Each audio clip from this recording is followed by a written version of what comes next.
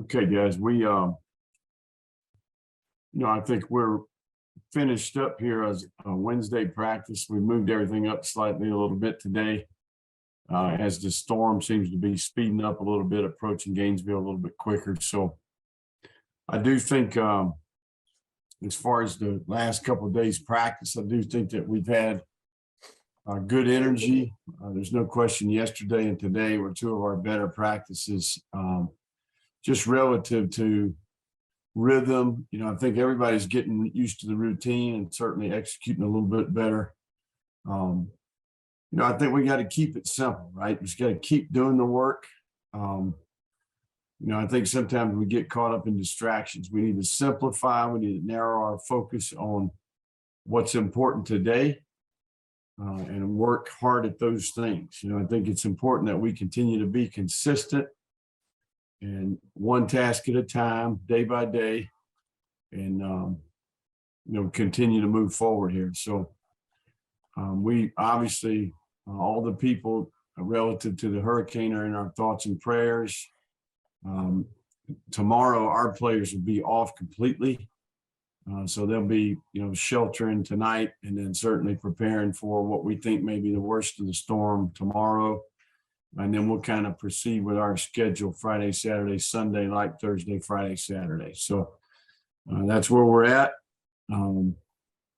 What questions do we have here? All right, guys, make sure to send me your questions to the chat. And for now, we're going to start with Mark Long. Hi, Coach. How have you been able to handle and balance maybe guys being concerned with families and friends and whatnot versus being focused on the task at hand? Well, I think, number one, just making ourselves available. I think making the players aware that we want to be there for them and do anything and everything we can do to help them, assist them. So GatorMate has helped us with that. Renell Brown in particular has done a nice job. We asked the players earlier in the week, to kind of keep us up to date relative to potential issues. As the storm has moved, we think that's 15 or 16 guys on the team that have families maybe that might get, heavy exposure, some of which have already evacuated or whatever the case may be. So I think a lot of this will be post storm, we'll see what kind of damage we have. I think that's where we really can assist the families as an organization. Go to Zach Laverty. Hey, Coach. Some changes in the secondary this week. Can you just talk about Jaden getting a start at corner and Kamari at safety? Yeah, no, I think Jaden has been very much a work in progress as he's kind of made his return to play. He's done everything that he's been asked to do. He's worked extremely hard. I think Jaden is a guy I've got a ton of respect for. You talk about what he's been through from an injury perspective. He had a knee in high school, had a knee here, had a kind of a minor knee issue in the summertime, and then he's been on that path to recovery. So Jaden was one of the better players that we had on our team in spring practice, in my opinion. I was very impressed with him as a player.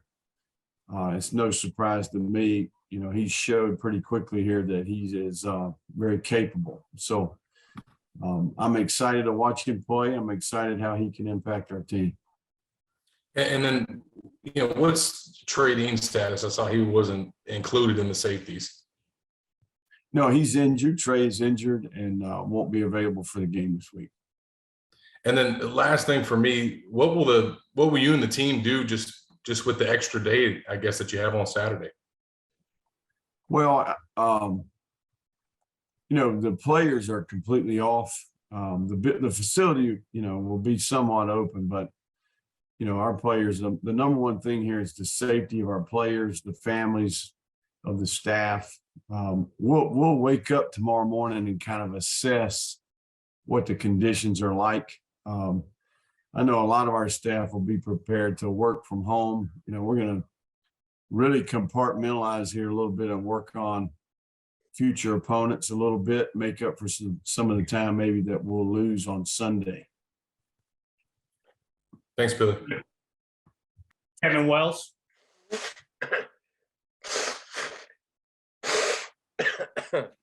Hey, Coach. Obviously, you remarked at the beginning of this how you guys have responded well. They've been staying focused. They've really tried to kind of grasp the concept you guys are teaching this week.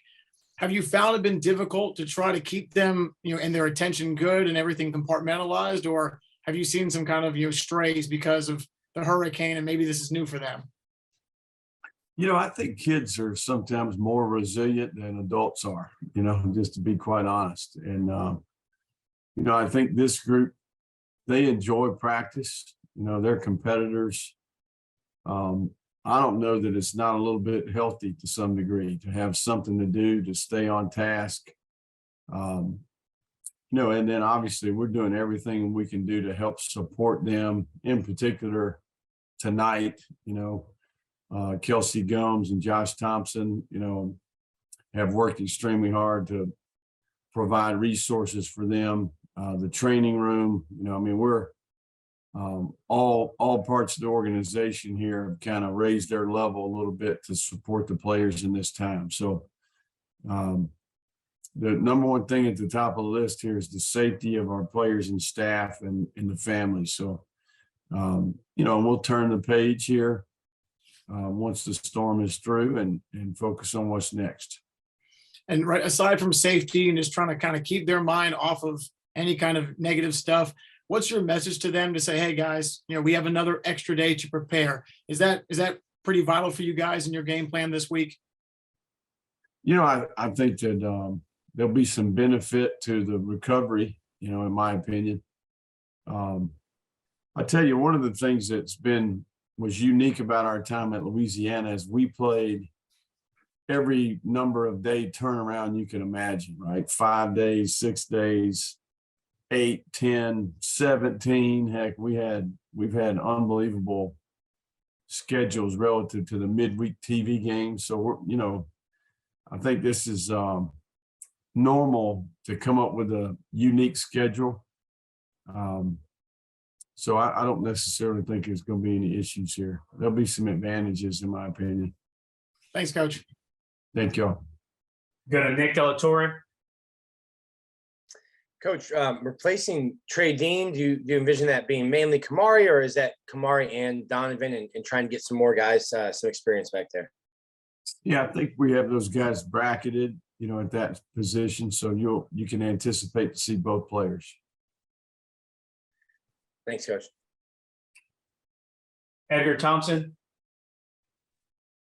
Yeah, Billy, the message on just kind of whittling things down to the simplest terms, why is that? Do you think there's the kids are getting distracted a little bit, or just why is that message there?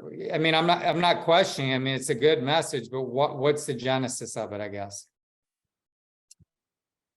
I think it's I think in the world we live in today, it's half the battle, and I think our younger generation, in my opinion, has more potential distractions than at any other time in history. I mean, I think about how I grew up. I don't know about how you guys grew up, but the world we live in now is a lot different, right? And I think equipping our players and really, trying to promote an environment where we can stay focused and create priorities and wake up and execute, and focus on the task at hand. As simple as that sounds, I think that it gets overlooked. And, I think there's most people in this world aren't willing to do what's required to be different, right? To accomplish something significant, right? You truly, if you want to be elite, if you want to go be amongst the very best in the country, you got to have a different mindset and a different approach, right? So, I think for us, it's about simplifying, right? And really narrowing our focus. What's going to help us improve? What's going to help us get to where we want to be as individuals, as position groups, as units, as an entire team. And I think all these things that we talk about in the game of football carry over to life. So, I think being persistent, being consistent, I think is really important. It's one of the attributes that we're hopeful our players learn from football. I had 3 channels and used payphones, Billy, so that takes me back. But what is like the goal setting? I mean, I know you want to have the best day and the 1%, Ricky talks about getting 1% better each day, but what is like the goal you set for these guys? I don't necessarily know what you mean by that. Big picture. Do you let big picture come into it ever? Yeah, no, I think improvement, man, we're still at a place, I think, as a team here, we're trying to teach better. We're trying to coach better, play better. We're trying to have more self-discipline.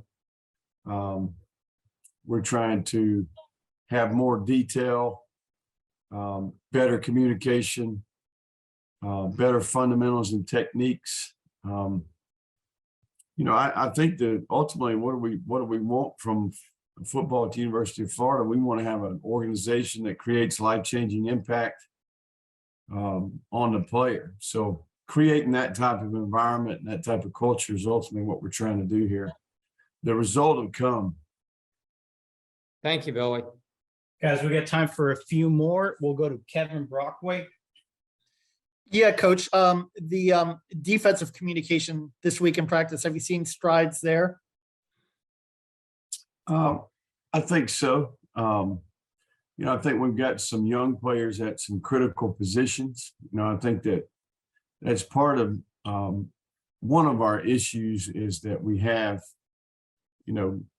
Ventrell and Bernie are veteran players, and then Rashad Torrance obviously is a veteran player, but in practice right now, Shamar James and Scooby, Kamari, Dom, Miguel Mitchell, a lot of these guys that are at the high communication positions are young players, right? So I think they continue to learn every day, right? A little something different and new. So I don't know that we're ever going to be not learning something relative to communication. I think that always can improve.